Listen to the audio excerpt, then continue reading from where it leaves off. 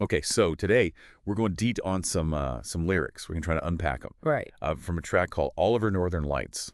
Ah, And we're going to be looking at Oliver Francis's YouTube channel for this one. This is, these lyrics are not your typical, like, top 40 pop song, right? mhm. There's a lot of slang. There's a lot of stuff that maybe has a deeper meaning. And it's kind of a puzzle that we're going to try to put together. Yeah. And maybe there's even a story in here. Oh, interesting. So uh, right off the bat, just in the first few lines, we're hit with this kind of mix of like high-end brands. He mentions Solomon Trainers. He mentions Zoot, which is like a high-end sportswear brand. Mm-hmm. And it's mixed in with these casual drug references and then also these really vivid images. He talks about the Northern Lights. He talks about constellations. Yeah, I noticed that too. And it's just a lot, all at once. Yeah. What's your first impression? Like, what jumps out at you? Well, what I thought was really interesting is the juxtaposition between this material wealth and a sense of isolation. Okay. So you've got this like flashy display of wealth, Yeah. the designer shoes, the cars. But then, on the other hand, you have these images of the Northern Lights Yeah. and this talk of trips and things like that, which makes me think, maybe there's an inward journey going on at the same time. Yeah, it's like a contradiction in a way. Yeah, I think so. And that makes me think of something else I noticed, which is this recurring theme of cold.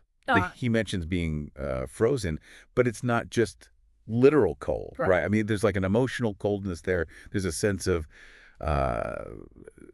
detachment, I guess. Yeah, yeah. You think that ties into this potential isolation that you're picking up on? Yeah, I think so. And you know what I wonder is what kind of detachment is he talking about? Is it detachment from the trappings of fame, from the expectations of the music industry? Or is it like a detachment from his own emotions even? I see what you're saying, yeah. It's like he's almost observing his own life from a distance and he's just kind of numb to it all. Ooh, I like that interpretation. It makes me think of that line, SoundCloud Legend. Can you explain what that means in this context? It seems important. Yeah, so SoundCloud has been a real launch pad for so many independent artists, especially in genres like hip-hop and electronic music. Right. So when he calls himself a SoundCloud legend, I don't think it's just bragging.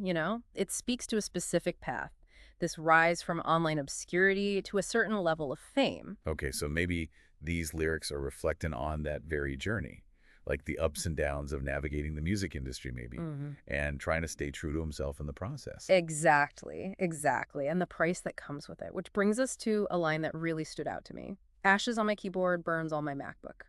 What do you make of that? Man, that's a little unsettling, honestly. I mean, my first thought is creative burnout. Yeah. The way that pouring yourself into your art can leave you feeling kind of drained, maybe even destroyed. Mm-hmm. But I'm wondering, could it also be about rejecting material things? Mm-hmm. Even those things that are essential to his creative process, maybe for something more meaningful. Yeah, I think you're right. It's almost like this idea that destruction is necessary for creation. Bro. He's literally burning the tools of his trade, which could symbolize shedding his old self, his old ways, to make space for something new. And that adds another layer to that contrast between material wealth and artistic expression we've been talking about. Yeah, no, I didn't even think of it that way, but that makes a lot of sense. And this actually makes me question something. So throughout these lyrics, we're seeing this kind of tension between wealth and isolation. But do you think he's necessarily regretting his success? Or is it more like just acknowledging the challenges that come with it? That's a great question, and I don't think there's a simple answer. The lyrics are deliberately ambiguous. He's leaving room for interpretation. Yeah. So I think he could be grappling with the duality of his experience, the allure of material success, but also the internal struggle it creates. Right. It's not black and white. It's complicated. So we've got this artist potentially reflecting on his journey, right? This tension between external success and internal turmoil, and maybe even the possibility of creative burnout. Man, that's a lot to process from just a few lines of lyrics. I know. It really is. And it leaves us with more questions than answers. But I think that's the point of art sometimes. Yeah, definitely. So to all of you listening, here's something to think about. Do you think Oliver Francis is celebrating his achievements or lamenting their cost? Or maybe like wrestling with both emotions at the same time? What story do you hear hidden within these lyrics?